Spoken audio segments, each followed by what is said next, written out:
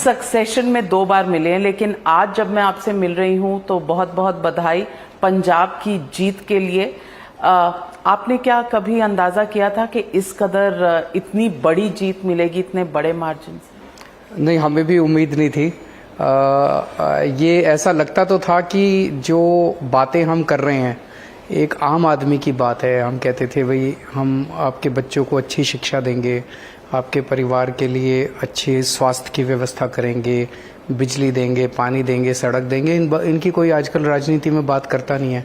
तो हमें ये उम्मीद तो थी कि लोग हमारे बातों को पसंद कर रहे हैं, क्रेडिबिलिटी भी थी कि दिल्ली में इन लोगों ने करके दिखाया है, लेकिन हमें ये नहीं पता था कि जनता का इतना बड़ा आशीर्वाद मिलेगा। तो ये आशीर्वाद किस वजह से? क्योंकि बहुत से लोग कहते हैं कि आपने बहुत से प्रॉमिसेस किए, फ्रीबीज के वादे किए पंजाब के लोगों से, और कांटों भरा ताज है पंजाब का, क्योंकि तकरीबन 3 लाख करोड़ का डेट है पंजाब के ऊपर। और बस मुख्यमंत्री बनने के बाद मान साहब सीधा प्रधानमंत्री के पास गए 1 लाख करोड़ के पैकेज के लिए। पर जब हमारी पिछली बार बात हुई थी, आपने कहा था कि आपके पास पूरा फाइनेंशियल मॉडल मौजूद है कि आप कहां कहां बचा सकते हैं और पंजाब को ये पैसे इन चीजों के लिए दिलवा सकते हैं। तो क्यों सेंटर की जरूरत है? नहीं, सबसे लेंगे। सेंटर का मतलब कोई सेंटर कोई हमारा ही है, सेंटर भी हमारे ही है, प्रधानमंत्री भी हमारा ही है, केंद्र सरकार का जो पैसा है वो भी हमारा ही है। तो सब जगह से मदद लेंगे, सब जगह से मदद लेके पंजाब का विकास करेंगे। जो आप फ्री भी कह रहे हैं, कल दिल्ली का बजट प्रस्तुत हुआ, मोटे मोटे तौर पे उस बजट को देखा जाए तो वो 2 चीज़ें करता है। आज जो सबसे बड़ी परेशानियां देश के लोगों के सामने, एक रोज़गार और एक महंगाई। तो ये महंगाई जो है, आज दिल्ली में लोगों की बिजली फ्री है, दिल्ली में लोगों को अच्छे स्कूल बन गए, बहुत शानदार सरकारी स्कूल बन गए। तो मान लो आपके 2 बच्चे हैं, एक बच्चे की 4-5 हज़ार रुपये तो खर्चा आ ही जाता है प्राइवेट स्कूल के अंदर, तो 10,000 रुपये महीने का खर्चा आता है। इस साल दिल्ली में 4.25 लाख बच्चों ने अपने प्राइवेट स्कूल से नाम कटवा के सरकारी स्कूल में भर्ती कराए हैं। इन सब के घर के 10-10 हज़ार रुपये बच गए।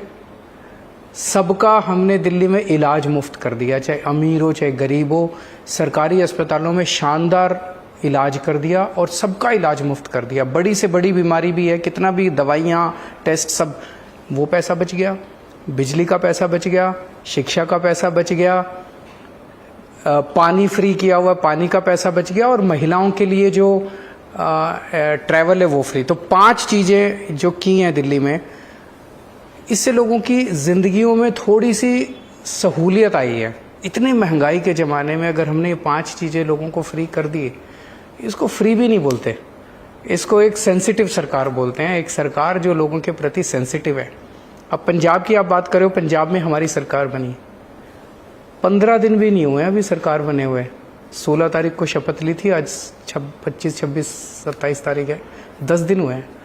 10 दिन में भगवंत मान ने जो जो ऐलान किए हैं और जो जो निर्णय किए हैं, ऐसा माहौल पूरे पंजाब के अंदर अभी बना हुआ है जी, आज तक हमने कभी ऐसी सरकार नहीं देखी। आज भी कोई पंजाब से आए हुए थे, किसी गांव से लोग आए हुए थे, बता रहे थे जी किसी दफ्तर में आज चले जाओ पंजाब में, कोई रिश्वत नहीं मांग रहा। रिश्वतखोरी खत्म हो गई है पंजाब में। मैं ये नहीं कह रहा कम हो गई है, खत्म हो गई है रिश्वतखोरी पंजाब में। बहुत बड़ी बात है। उसने भी आते ही 25,000 नौकरियों का मान साहब ने ऐलान किया था।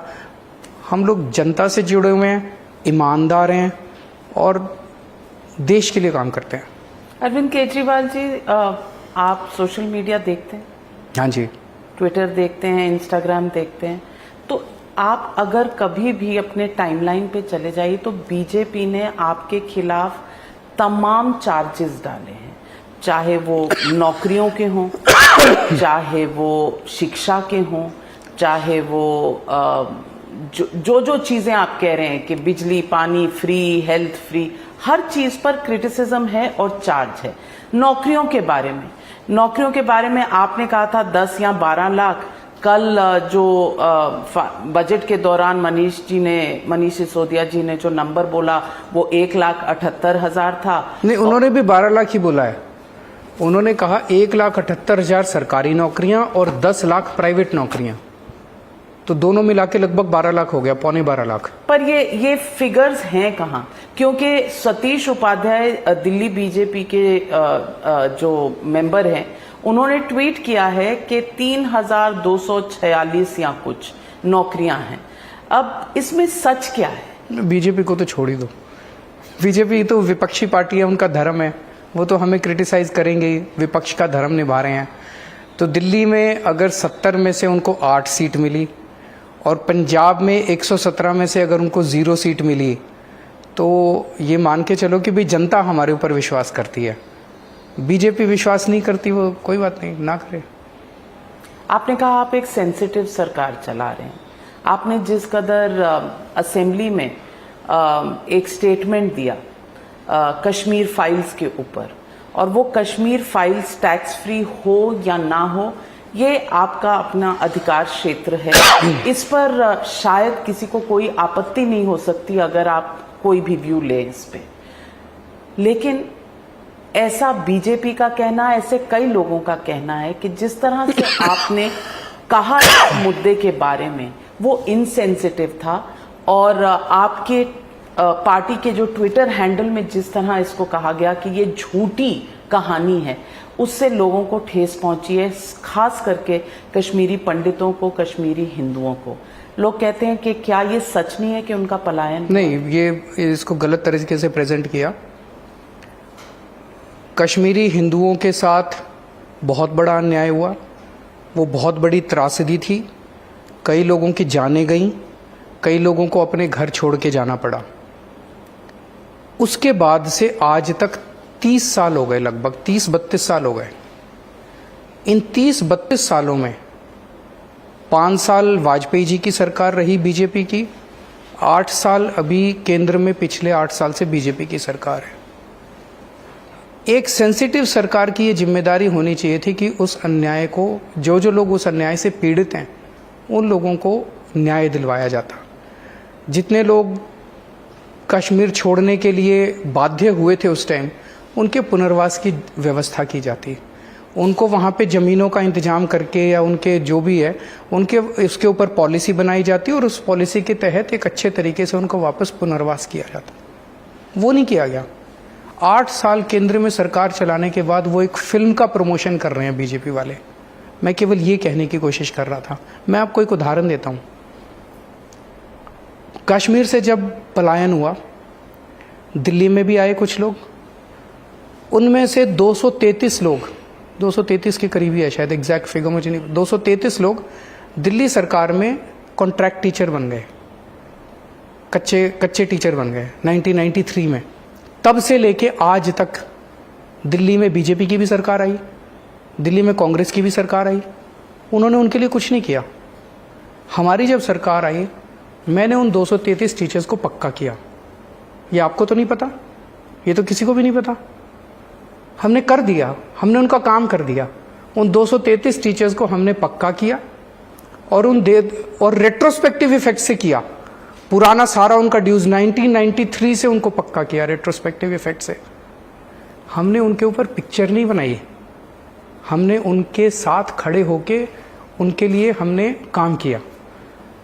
यही करने की ज़रूरत है। मेरी केवल एक ही मांग है कि इतने साल हो गए उनकी त्रासदी को, आओ सारे मिलके, पार्टी लाइन छोड़ के सारे मिलके उनकी मदद करते हैं, उनको वापस अपने अपने घर जाने में मदद करते हैं, उन सब परिवारों का सहारा बनते हैं। उनके ऊपर पिक्चर बना के करोड़ों रुपए कमाना मुझे तो ठीक नहीं लगता। अगर किसी को ठीक लगता हो तो मैं कह नहीं सकता। केजरीवाल जी, 233 लोगों की आपने बात कही, 7 लाख लोगों का पलायन हुआ था, तो 233 को आपने नौकरी दी, पक्का किया, बहुत अच्छा किया। लेकिन अगर आप सोशल मीडिया पे जाएं तो जिस तरह से शायद आप हंसे, आपके पीछे के लोग हंसे, उसके मीम्स चल रहे हैं। वो तो बीजेपी कर रही है। हम कश्मीरी पंडितों पे थोड़ी हंसे, हम बीजेपी पे हंस रहे थे कि 8 साल सरकार चलाने के बाद बीजेपी अब अगर किसी पिक्चर के पोस्टर लगाती घूम रही है और पिक्चर का प्रमोशन कर रही है, ये इट्स वेरी इनसेंसिटिव। वो इनसेंसिटिव नहीं है, इट्स वेरी इनसेंसिटिव। 8 साल के बाद मतलब चलो भूल जाओ पुराना जो हुआ, आज से क्या हम सब लोग मिलके एक संकल्प ले सकते हैं कि हम इनके लिए काम करेंगे? हम केंद्र सरकार के साथ मिलके इस पे काम करने को तैयार हैं।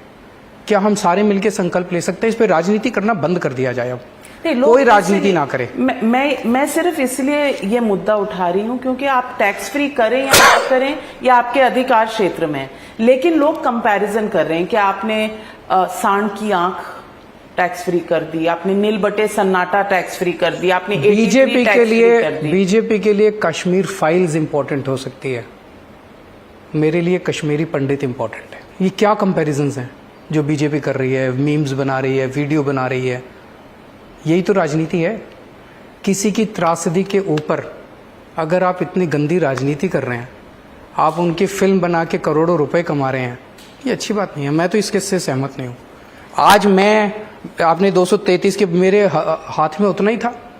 आज अगर मैं केंद्र सरकार में होता, मैं पिक्चर नहीं बनाता उनके ऊपर, उन सबका हाथ पकड़ के उनको कश्मीर ले जाके वहीं बसाता जहां से उनको विस्थापित किया गया था।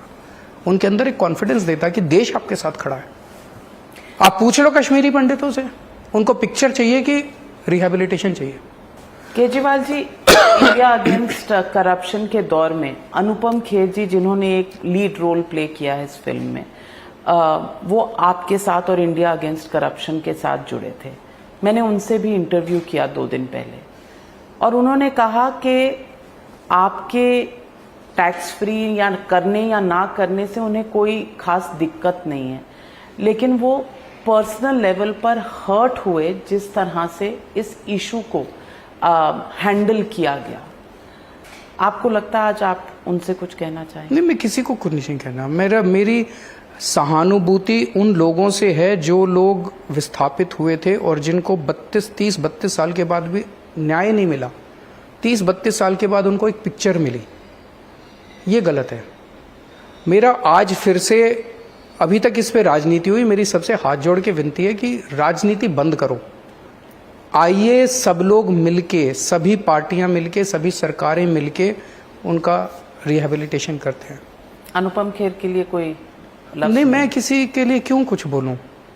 वो एक एक्टर हैं, उनका काम अपना है, वो अपने हिसाब से वो फिल्म बना रहे हैं। उनका फिल्म बनाना गलत नहीं है, वो एक्टर हैं। जिस तरह से बीजेपी उसको प्रमोट कर रही है वो ये गलत है। आपने 8 साल में किया क्या उनके लिए? अब आप जिस तरह से प्रमोट कर रहे हो, जिस तरह से मेरा मजाक उड़ा रहे हो, जिस तरह से मीम्स बना रहे हो, ये क्या है? क्या कश्मीरी पंडितों को ये चाहिए या न्याय चाहिए? उनको न्याय चाहिए। न्याय कैसे मिलेगा? न्याय इसी तरह से मिलेगा, सब लोग मिलकर उनको रिहैबिलिटेशन करते हैं, उनका पुनर्वास करते हैं। आपको सब लोग मिलके करते हैं। गुनहगारों को सजा होनी चाहिए क्योंकि कुछ खास इन्वेस्टिगेशन हुई नहीं, होनी चाहिए, कमीशन होना चाहिए, सब कुछ होना चाहिए। केंद्र सरकार इस पे लीड ले, सारी सरकारें इसमें साथ देंगी। मुझे तो लगता है सभी साथ देंगे, हम तो देंगे कम से कम। कश्मीर पर इसमें सब कुछ ये बंद होनी चाहिए, गंदी राजनीति बंद होनी चाहिए। आप बहुत पहले के दौर में 2015 से 2016-17 तक फिल्में देखने जाया करते थे, आजकल समय मिलता है? बिल्कुल नहीं मिलता, बहुत ज्यादा बिजी हो गए। तो अभी तो 2 राज्य हैं आपके पास, बिल्कुल कांग्रेस की तरह। उनके पास भी 2 राज्य हैं, आपके पास भी 2 राज्य हैं। जब ये बढ़ेगा तो समय और कम हो जाएगा। आपके मुंह में घी शक्कर जरूर बढ़ना चाहिए। नहीं, घी शक्कर की गुंजाइश नहीं है। आजकल कहते हैं नॉट गुड फॉर हेल्थ, लेकिन प्लान क्या है आपका? नविका जी, मैं एक बहुत छोटा सा आदमी हूं, इनकम टैक्स में नौकरी करता था। दिल में जज्बा था कि कुछ करना है। इनकम टैक्स की नौकरी छोड़ दी, दिल्ली की झुग्गियों में काम करने लगा, राइट टू इन्फॉर्मेशन एक्ट के लिए लड़े, अन्ना आंदोलन हुआ। किसी ने सोचा था यार कि एक पार्टी बनाएंगे, फिर जो भी सर्कमस्टांसेस हुए एक पार्टी बनी। दिल्ली के अंदर हमने राजनीति नहीं की है, हमारी सरकार 7 साल से है। दिल्ली के अंदर हम लोगों ने रूटीन में सरकार नहीं चलाई। आज दिल्ली के अंदर जो काम हो रहे हैं वो पूरे देश को एक उम्मीद दे रहे हैं स्कूल अच्छे हो रहे हैं, स्वास्थ्य अच्छा हो रहा है, सड़कें अच्छी बन रही है, बिजली ठीक हो गई है, पानी ठीक हो गई है, महिलाएं खुश हैं, लोग खुश हैं। अब पंजाब के अंदर पंजाब के लोगों ने हमें मौका दिया है। जहाँ जहाँ लोग मौका देंगे हम काम करेंगे। मुझे अब ये लगता है कि हमें जानबूझ के 70-75 साल तक इस देश को पिछड़ा रखा गया, जानबूझ के इस देश को गरीब रखा गया, अनपढ़ रखा गया। ये ठीक हो सकता है? किसने रखा? सारी पार्टियों ने रखा। इतना भ्रष्टाचार, इतना भ्रष्टाचार, इतना भ्रष्टाचार। अगर 10 दिन के अंदर भगवंत मान पंजाब में भ्रष्टाचार खत्म कर सकता है, 49 दिन की सरकार में अगर दिल्ली में मैं भ्रष्टाचार खत्म कर सकता हूं, देश से 70 साल में 10 भ्रष्टाचार दिन बहुत कम नहीं है आकलन लगाने के लिए। आ रहा हूं मैं, इसीलिए 10 दिन के अंदर इतना होता है तो अभी तो 5 साल इंतजार कीजिए, कितना अच्छा काम होगा। 70 साल के अंदर ये पार्टियां भी तो कर सकती थी, क्यों नहीं किया? नीयत की बात है। नीचे से जो पैसा चलता है वो ऊपर तक जाता है, महीना, हफ्ता, डेली की कलेक्शन। हम वो पैसा लेते नहीं है, हमारी नीयत साफ है। तो अभी मेरे को कल पता चला कि पंजाब में कई सारे तहसीलदार जो हैं उनकी मीटिंग हुई है। उन्होंने कहा भाई अब ऊपर देना बंद, अब ऊपर देने की जरूरत नहीं है, और हमारा भी लेना बंद, कोई नहीं लेगा अब। बड़ी बात है, ये बड़ा बदलाव, ये बहुत बड़ा क्रांतिकारी बदलाव है जिसको हम समझ नहीं पा रहे हैं, लेकिन जनता महसूस कर रही है। आपकी आम आदमी पार्टी है, आम आदमी की सरकार है, लेकिन 92 सीट जो आपकी आई हैं उसमें 63 ऐसे लोग हैं जो करोड़पति हैं। तो ये कैसे आम आदमी है? करोड़पति आम आदमी नहीं हो सकता। 92 में से 63 तो करोड़पति हैं, ईमानदारी से कमाया है, गलत पैसा नहीं कमाया। ईमानदारी से जो पैसा कमाता है तो आजकल करोड़पति भी आम आदमी है। मैंने तो मेरा पहला भाषण उठा के देखो, सबसे पहला भाषण जो मैंने असेंबली में दिया था जब हमारी 49 दिन की सरकार बनी थी, उस टाइम मैंने कहा था कि कुछ लोग कह रहे हैं कि ये आम आदमी क्या है? आम आदमी वो है जो इस देश के अंदर ईमानदारी से पैसा कमाता है और देश के अंदर भ्रष्टाचार नहीं करता और चाहता है कि ये देश प्रगति करे, वो आम आदमी है। उसके पास पैसा है, उसके पास पैसा नहीं है, ये इम्पोर्टेंट नहीं है। मैं ये भी पूछना चाहती हूँ कि जिस तरह से आपने दिल्ली में फैसले लिए, दिल्ली पूरा राज्य नहीं है, और आपने कई बार जो शॉर्टफॉल्स हुई हैं उसके लिए केंद्र को दोषी ठहराया है। क्या पंजाब में आपको ये लीवे मिलेगा? क्योंकि पंजाब फुल स्टेट है, पंजाब के पास जो जीएसटी रेवेन्यू है वो शॉर्ट ऑफ टारगेट आता है, पंजाब की फाइनेंशियल स्थिति सही नहीं है, और आपसे अच्छा, क्योंकि आप इनकम टैक्स में रह चुके हैं, आपसे अच्छा नंबर्स कोई नहीं समझता। मैं आपसे पूछना चाहती हूँ, और ये हमने चुनाव से पहले भी बात की थी, आपने कहा था कि कई जगह से पैसे रिलीज होंगे, और आपने 54,000 करोड़ की बचत की भी बात की थी कि कहाँ कहाँ से ये निकल सकते हैं। मैं पूछना चाहती हूँ कि इनिशियली जब तक ये पैकेज सेंटर से आता है या नहीं आता है, आपका ऑब्जेक्टिव क्या है कि पंजाब में सबसे पहले क्या काम होने चाहिए? पंजाब की टीम तय करेगी, और पंजाब की टीम काम कर रही है उस पर, और अच्छा काम कर रही है। कितना समय दिया आपने? कोई समय की जरूरत ही नहीं है। आप देखना बहुत जल्दी डिसीशंस होंगे, बहुत जल्दी, आपकी कल्पना से ज़्यादा जल्दी डिसीशंस होंगे। ऑलरेडी पिछले 10 दिनों के अंदर इतने सारे निर्णय हो गए। 10 दिन में, आज एक अखबार में छपा था, 10 दिन में भगवंत मान के 10 डिसीशंस। आने वाले समय के अंदर केंद्र से मदद मिलेगी, बहुत अच्छी बात है। नहीं भी मिलेगी तो हम दिल्ली को कोई मदद नहीं मिलती केंद्र से, लेकिन दिल्ली को हम सेल्फ सस्टेनिंग कर रहे हैं। पहले दिल्ली में भी खूब घाटा होता था, दिल्ली सरकार में, दिल्ली सरकार भी घाटे में चलती थी, बहुत ज़्यादा लोन था, सब ठीक कर दिया, अब फायदे में चलती है।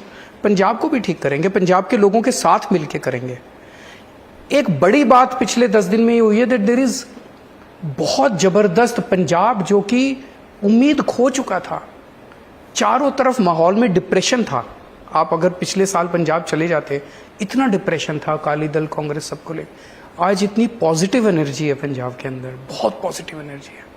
जनता साथ आना चाहती है, जनता पंजाब को आगे ले जाना चाहती है, पंजाब के जितने एनआरआईज हैं वो कंट्रीब्यूट करना चाहते हैं, सारा पंजाब मिलके आज आगे बढ़ना चाहता है। ये बड़ी बात है, किसी भी सरकार के लिए बहुत बड़ी बात है। सरकार, अब पंजाब की सरकार इस सारी पॉजिटिव एनर्जी को लेके आगे बढ़ेगी। मैं तो पंजाब की बेटी हूँ, मैं पूछना चाहती हूँ आपसे कि पंजाब इतना नीचे आया कैसे? क्योंकि 20-25 साल पहले पंजाब सबसे अमीर, नंबर वन स्टेट था। आज जो हाल है वो आपने भी देखा होगा फाइनेंसेस का। ये बात सही है कि लोग अब चेंज को देख रहे हैं और बहुत उम्मीद है लोगों में, लेकिन क्या आपको ऐसा लगा था चुनाव के दौरान कि कहीं ना कहीं इस तरह से माहौल था जहां एक्सट्रीमिस्ट पंजाब के अंदर हैं, बॉर्डर स्टेट है, सिख फॉर जस्टिस का बड़ा वहां पर इशू बना, कुमार विश्वास के स्टेटमेंट का कि अरविंद केजरीवाल ने कहा था, वो स्टेटमेंट आपको याद है। आपको लगा था कि इन सब चीजों का असर हो सकता है चुनाव पे, या ये सिर्फ चुनाव पर असर डालने के लिए ही की गई थी? पंजाब की जनता बहुत इंटेलिजेंट है, उन्हें सब देख लिया कि सच कहाँ खड़ा है और कि किस तरह से एक अच्छी नीयत वाले ईमानदार लोगों को किस तरह से टारगेट किया जा रहा है। तो पंजाब की जनता ने अच्छा निर्णय दिया है। और आप ये देखिए, अभी भगवंत मान जी प्रधानमंत्री जी से मिलने गए। आपने फाइनेंशियल पैकेज की तो बात की, लेकिन वो तो छोटी बात थी। बड़ी बात जो उनकी मीटिंग में हुई, भगवंत मान जी ने प्रधानमंत्री को पहली बात ये कही कि सर, पंजाब बॉर्डर स्टेट है, बॉर्डर स्टेट में पंजाब की सुरक्षा और देश की सुरक्षा सबसे अहम है। मैं आज पंजाब सरकार की तरफ से, केजरीवाल जी की तरफ से और आम आदमी पार्टी की तरफ से आपको ये एश्योरेंस देने आया हूँ कि हम पूरी तरह से पंजाब की बॉर्डर सुरक्षा के लिए आपके साथ हैं। इस पे हम किसी किस्म की राजनीति नहीं होने देंगे। प्रधानमंत्री जी जब पंजाब गए थे और उनकी सुरक्षा को लेकर जो राजनीति हुई थी, हम उसकी निंदा करते हैं और हम चाहते हैं कि आप भी हमारे साथ, आपको जब जब हमारी मदद चाहिए हम आपके साथ हैं और पंजाब सरकार और केंद्र सरकार बॉर्डर की सुरक्षा के लिए मिलके काम करें। ये एक पॉजिटिव चीज़ है, अच्छी चीज़ है। तो एक पॉजिटिव तरीके से शुरू किया है, पूरा स्टेट मिला है। दिल्ली में जब आधा स्टेट था, हमारे पास पावर नहीं थी, तब इतने काम कर दिए। पंजाब में तो और बहुत काम हो सकते हैं। आपको लगता है एक्सट्रीमिज्म का कुछ डर या थ्रेट है पंजाब में? पंजाब ने वो दौर देखा है जब एक्सट्रीमिज्म बहुत ज़्यादा था और वो एक लोगों के मन में डर है कि वो वापस नहीं आना चाहिए। सो इधर उधर कभी कभी कुछ एलिमेंट्स हैं जो अपनी वो उठाते हैं, तो उसको सबको डील किया जाएगा, कानूनी तरीके से उनको डील किया जाएगा, लेकिन किसी भी हालत में पंजाब की सुरक्षा, पंजाब की शांति को भंग नहीं होने दिया जाएगा। सो यू थिंक कि है प्रॉब्लम कहीं कहीं है? देखिए, अगर आपकी सरकार ठीक नहीं है, अच्छी नहीं है, तो किसी भी एरिया के अंदर, देश के किसी भी एरिया के अंदर गलत ताकतें तो होती हैं, वो अपना गर्दन सर उठाने लग जाती हैं। पर अब पंजाब में अच्छी सरकार है, ईमानदार सरकार है, सख्त सरकार है, तो उसको कंट्रोल करेंगे अगर कुछ भी होता है तो। मैं आपसे पूछना चाहती हूँ, हाल के दौर में आप लोग कहते हैं कि अरविंद केजरीवाल को MCD बिल पर बहुत गुस्सा आया हुआ और आपने एक चैलेंज भी किया था कि ये बीजेपी ने जो बिल शामिल किया है इस वक्त पार्लियामेंट में, ये सिर्फ इस वजह से किया है कि चुनाव MCD के चुनाव जो हैं वो पोस्टपोन हो चुके हैं। मैं आपसे पूछना चाहती हूँ कि आप इस फैसले के इतने खिलाफ क्यों हैं? बिल छोटी चीज़ है, बिल आते रहते हैं जाते रहते हैं। सरकारें छोटी चीज़ हैं, पार्टियां छोटी चीज़ हैं, इंडिविजुअल्स छोटी चीज़ है। देश बड़ा है। देश के संविधान के साथ, देश के जनतंत्र के साथ खिलवाड़ नहीं होना चाहिए किसी भी हालत में। सबसे इम्पोर्टेंट हमारे देश में क्या है? डेमोक्रेसी, जनतंत्र। हमारे स्वतंत्रता सेनानियों ने अपनी जान की बाजी लगा लगा के देश को आज़ाद कराया, एक संविधान लिखा, संविधान में लिखा एक जनतंत्र होगा, जनतंत्र में जनता सरकार चुनेगी, जनता की जो सरकार होगी वो जनता वोट डालेगी और फिर सरकार बने। 5 साल के बाद अभी चुनाव होने थे दिल्ली में MCD के। बीजेपी के हिसाब से भी अब उनके सर्वे में कंप्लीट वाइप आउट हो रही थी बीजेपी, सबको पता है, मतलब इसमें कोई दो राय नहीं है। तो बीजेपी ने तय किया कि चुनाव ही नहीं कराएंगे, उसके लिए बिल लाया गया। ये गलत है, अगर आपने बिल लाना था, तीनों एमसीडी को इकट्ठा करना था, साल भर पहले कर लेते, 2 साल पहले कर लेते। चुनाव के पहले 9 मार्च को शाम को 5 बजे इलेक्शन कमिश्नर दिल्ली के चुनाव की डेट्स अनाउंस करने वाले थे। उसके 1 घंटा पहले 4 बजे प्रधानमंत्री दफ्तर से एक चिट्ठी जाती है उनको कि चुनाव मत कराओ, हम तीनों एमसीडी एक साथ कर रहे हैं। आपके पास चिट्ठी है? नहीं, वो तो मीडिया में सारा आया था, सारे मीडिया में था कि 1 घंटा पहले 4 बजे चिट्ठी है। सारे पत्रकार 5 बजे पहुंचे ना वहाँ पे। उन्होंने इलेक्शन कमिश्नर ने खुद बोला कि भाई अभी 4 बजे मेरे पास चिट्ठी आई है, वो कह रहे हैं कि चुनाव मत कराओ, हम तो वो कह मैं चुनाव नहीं करा रहा। ये गलत है। चुनाव अगर आप नहीं करा रहे, केजरीवाल इंपॉर्टेंट नहीं है, कल केजरीवाल नहीं होगा। मोदी जी इंपॉर्टेंट नहीं है, कल मोदी जी नहीं होंगे। आम आदमी पार्टी इंपॉर्टेंट नहीं है, हमारी हार हमारी जीत छोटी चीज़ है। बीजेपी इंपॉर्टेंट नहीं है, देश इंपॉर्टेंट है। देश के संस्थानों के साथ और देश के प्रोसीजर्स के साथ खिलवाड़ नहीं होना चाहिए। मैं इसके खिलाफ हूँ। चुनाव कराओ ना।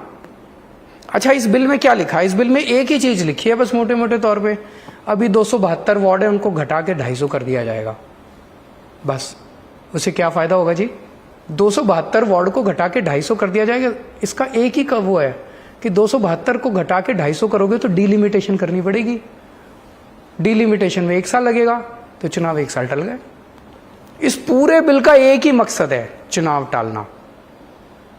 तो आपको लगता है कि जो एमसीडी के 3 भाग हुए थे, साउथ, नॉर्थ और ईस्ट, नॉर्थ और ईस्ट में प्रॉब्लम है रेवेन्यू की, और अगर सबको जोड़ा जाए तो शायद फाइनेंशियल सिचुएशन बेटर होगी। कर लो, 272 के 272 वार्ड रखते, बिल पास कर देते, भाई तीनों इकट्ठे हो गए और चुनाव अगले महीने उन 272 वार्ड में करा लेते।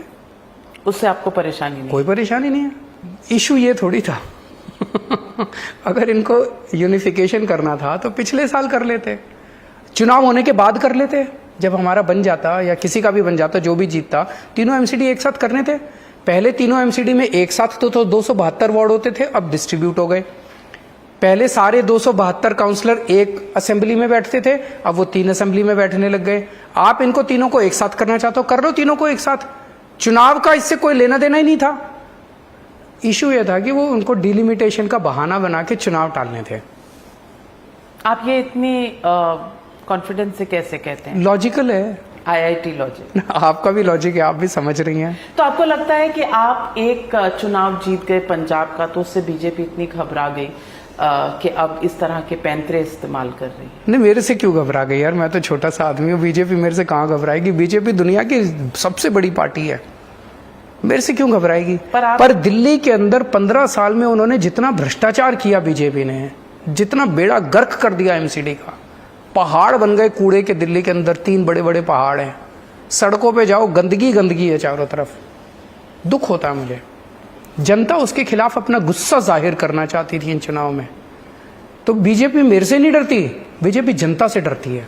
पर यह भी तो है कि आपके बीच में और सेंटर के बीच में इश्यूज को रिजॉल्व करने के लिए सहयोग नहीं हो पा रहा। कैसे बताओ, कैसे करूं? उन्होंने मेरा door step delivery of ration बंद कर दिया। उन्होंने हमारे स्कूल बनाते हैं, स्कूल में तंग करते हैं। हम अस्पताल बनाते हैं, टीचर्स नहीं है। बहुत लोग कहते हैं कि टीचर्स की भर्ती नहीं है, और आप हमने गेस्ट टीचर्स लगाए। गेस्ट टीचर्स को पक्का करने का असेंबली में बिल पास किया, उन्होंने वो बिल रोक दिया क्योंकि हमारी सारी चीजें सेंटर में जाती हैं। आप ये बता दो कि हम क्या करें उनको खुश करने के लिए, उनको वो करने के लिए हम क्या करें? बताओ। दिल्ली के लिए मैं किसी के भी पैरों में पड़ने को तैयार हूँ। मुझे तो ये लगता है कि डायलॉग हमेशा यही कहा जाता है। कैसे डायलॉग करें, किससे करें? आपकी टीवी चैनल पे डायलॉग करने को तैयार हैं, आ जाओ। आप कह रहे हैं कि आप अपॉइंटमेंट मांगते हैं, तो आपको अपॉइंटमेंट मिलता है, काम नहीं होते। कौन नहीं करता आपके काम? भाई जो भी हमारे मुद्दे अटके पड़े हैं वहाँ पे, जो भी होते हैं वो काम नहीं होते, आगे बढ़ती नहीं। एनीवे, उसको छोड़ो, वो कर लेंगे। सारी मुसीबतों के बावजूद, सारी अड़चनों के बावजूद आज दिल्ली में इतना शानदार काम हुआ है, उसको देख के पंजाब के लोगों ने वोट दिया और उसकी चर्चा पूरे देश में हो रही है। अभी गुजरात से बहुत लोग आए हुए थे मेरे पास, वो लोग बता रहे थे कि वो स्कूल देख के आए आज दिल्ली के। वो कह रहे थे जी इतने शानदार सरकारी स्कूल हमने अपनी जिंदगी में कभी नहीं देखे। मैं आपसे फिर से पूछना चाहती हूँ, आपने आपने ज़रूर कहा कि दिल्ली में बहुत काम हुआ है और the proof of the pudding is in its eating. आप इलेक्शन जीत रहे हैं और इतने भारी मार्जिन से जीत रहे हैं, तो इस बात को कोई कॉन्टेस्ट नहीं करेगा। लेकिन फिर भी एक क्रिटिसिज्म उठता है कि ये जो शराब के ठेके कह दीजिए या शॉप्स कह दीजिए, ये बहुत न्यू एक्साइज पॉलिसी के तहत बहुत सारी ऐसी खुल गई हैं कि हर गली हर नुक्कड़ पर वाइन बियर शॉप नजर आ रही है। कितनी है? आप तो पत्रकार हैं, आपने तो ढूंढा होगा। कई हजारों हैं। पहले दिल्ली में 850 थी टोटल पूरी दिल्ली में, अब 550 हैं। 550 तो नहीं लगती, 550 हैं। बिकॉज हर जगह हर लोकेलिटी में अब नजर आती है। उसका एक कारण ये है, मैं बता देता हूँ। पहले दिल्ली के अंदर बहुत सारे, पहले क्या था कि एक ही गली में 3 शॉप थे और बहुत सारे एरियाज ऐसे थे जहाँ पे एक भी शॉप नहीं थी, वहाँ पे इलीगल दारू बिकती थी। हमने इसका यूनिफॉर्म डिस्ट्रीब्यूशन कर दिया है, बस इतना किया है। हमने कहा कि कोई भी ड्राई एरिया नहीं होगा जहाँ पे इलीगल दारू, भगवान ने बचा लिया कि इलिसिट दारू नहीं थी, नकली दारू नहीं बिकी अभी तक। इलीगल थी, मतलब टैक्स की चोरी होती थी, वो इलीगल दारू बिकती थी बहुत ज़्यादा दिल्ली के अंदर। हमने उसको यूनिफॉर्म कर दिया है। टोटल दारू की दुकानें इस नई एक्साइज पॉलिसी के बाद कम हुई हैं, बढ़ी नहीं है। अरविंद केजरीवाल जी, आपने अभी हाल ही के चुनाव में उत्तराखंड में भी चुनाव लड़े, गोवा में भी लड़े और उत्तर प्रदेश में भी लड़े।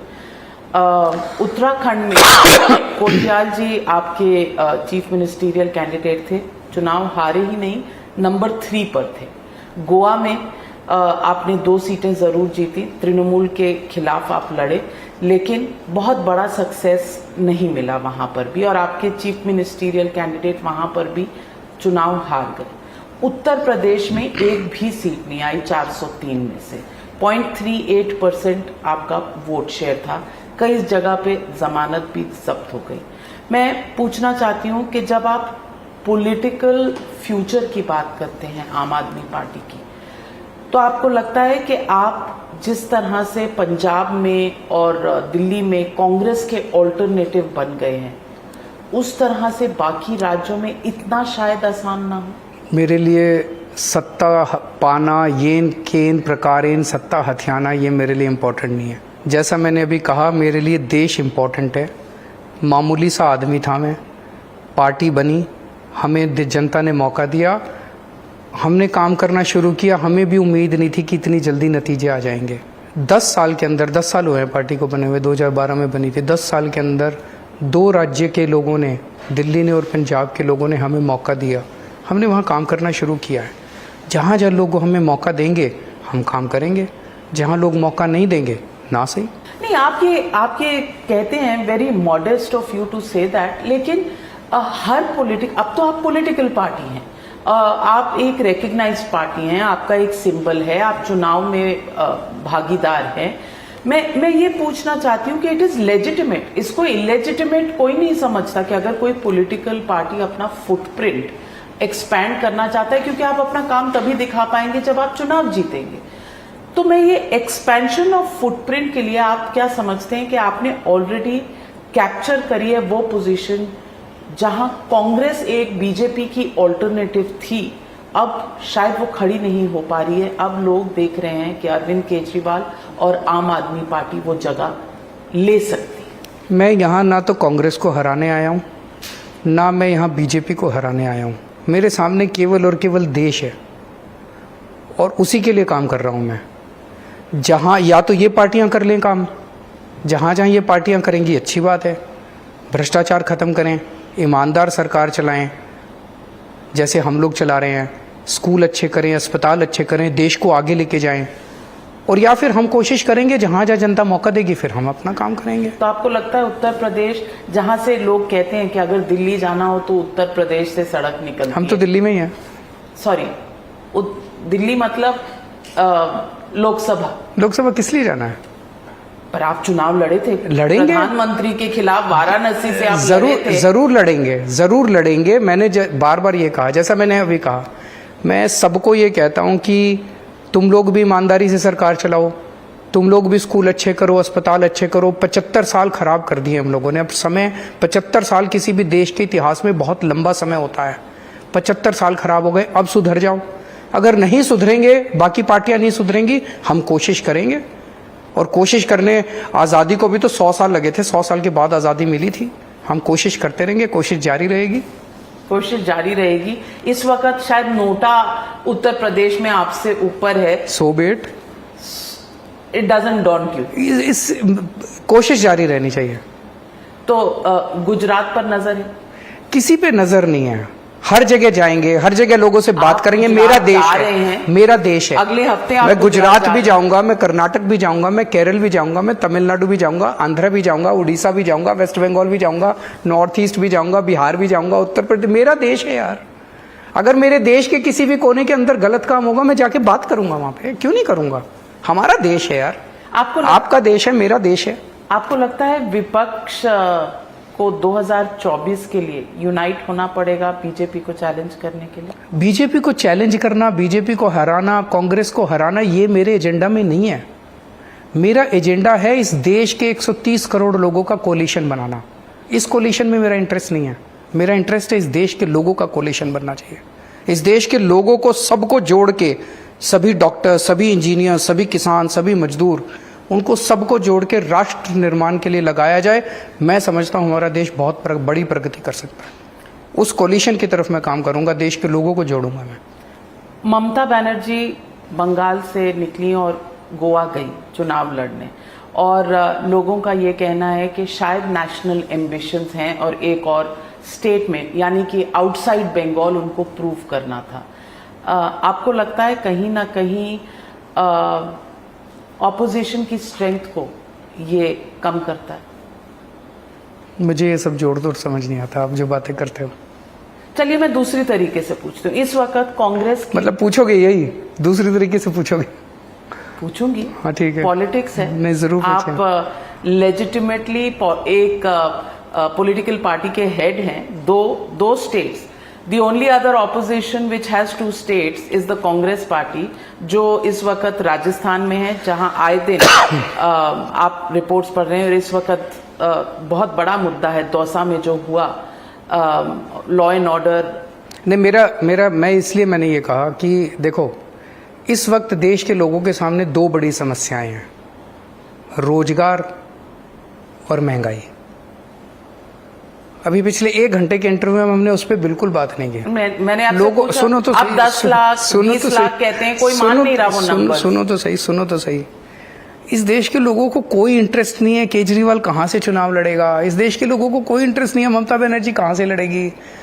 लोगों के घर के खर्चे नहीं चल रहे, इतनी महंगाई हो गई है, नौकरियां चली गई है, कोविड की वजह से लोग परेशान हैं। कल जो बजट पेश किया उसमें स्कीम वाइज बताया है, मतलब 20 लाख नौकरियां कहाँ से आएंगी।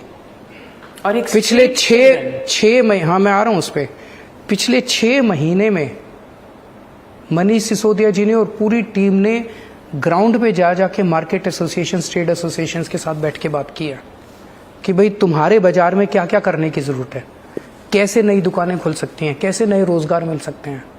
उसमें 5 बाजार आइडेंटिफाई किए गए, इन बाजारों को रिनोवेट किया जाएगा, उससे इतने 1000 नौकरियां निकलेंगी, रोजगार निकलेंगे। गांधीनगर हमारा कपड़ों का मार्केट है, इसको रिनोवेट करेंगे, यहाँ से हमें इतने 1000 नौकरियां निकलेंगी। दिल्ली में फूड ट्रक्स की एक पॉलिसी बनाई जाएगी, जैसे वो ट्रक खड़े होते हैं ना, उससे इतने 1000 नौकरियां निकलेंगी। कम्युनिटी किचन बनाए जाएंगे, उससे इतने 1000 नौकरियां। नई स्टार्टअप पॉलिसी बनाई जाएगी, उससे इतनी नौकरियां निकलेंगी। डेली फूड फेस्टिवल चालू किया, डेली फेस्टिवल बनाया जाएगा 4 से 5 हफ्ते का, उससे इतना शानदार बजट है। उसी बजट में एक है कि स्ट्रीट चिल्ड्रन का जो रेड लाइट पे अगर आप गाड़ी रोको तो एक बच्चे आते हैं और बच्चे आपकी नॉक करते हैं, आप खिड़की बेचते हैं, कभी डस्टर बेचते हैं, आप खिड़की नीचे करते हो तो कोई पेन बेचता है, कोई खिलौना बेचता है, या वैसे ही पैसे मांग लेते हैं कि आज कुछ खाया नहीं है, कुछ दे दो, कुछ तो खरीद लो। आप दया करके 2 चीज खरीद लेते हो उससे। उन बच्चों की तरफ किसी ने ध्यान नहीं दिया। वो भी तो हमारे देश के बच्चे हैं, मेरे बच्चे हैं वो भी। उनको अभी तक जो भी एफर्ट्स किए गए वो बड़े इनसेंसिटिव थे, इनह्यूमन थे। उनको बच्चों की जेल में डाल दिया जाता है जब भी पकड़ के। कई सरकारें आई, उन्होंने बेगिंग को इलीगल कर दिया, बेगिंग को इलीगल करके पुलिस वाले उनको उठा के जेल में डाल देते हैं बच्चों को। हम उन बच्चों के लिए इस बार 10 करोड़ रुपए का एक बोर्डिंग स्कूल बनाएंगे। हॉस्टल होगा, रेजिडेंशियल स्कूल होगा, वहाँ इन बच्चों को लाया जाए। वहाँ सारी शानदार फैसिलिटीज़ होंगी, state of the art facilities होंगी, जो अच्छे खासे बड़े बड़े प्राइवेट सेक्टर के बोर्डिंग स्कूल्स में होती हैं। उन बच्चों को लगना चाहिए कि हमें इंपॉर्टेंस मिल रही है, और वहाँ पे उन बच्चों को इमोशनल साइकोलॉजिकल पहले वो दी जाएगी ताकि वो मेन स्ट्रीम में आ सके, और फिर बच्चों को शिक्षा। आपने देखा है वो कई उस पे स्ट्रीट लाइट्स पे वो बच्चे जिम्नास्टिक वो करते हैं, बिल्कुल। ये ओलंपिक में क्यों नहीं जा सकते? इतनी फ्लेक्सिबल बॉडी है इन लोगों की। तो आप ट्रेन करें। कभी सोचा आपने कि वो मतलब उस तरह की फ्लेक्सिबल बॉडी तो मैंने देखी ही नहीं है। वो हाथ मुड़ जाता है उसका। ये इन बच्चों में कितनी पोटेंशियल है। इन सारे बच्चों को ट्रेनिंग देंगे, स्पोर्ट्स की ट्रेनिंग देंगे, अच्छी शिक्षा देंगे देश के लिए।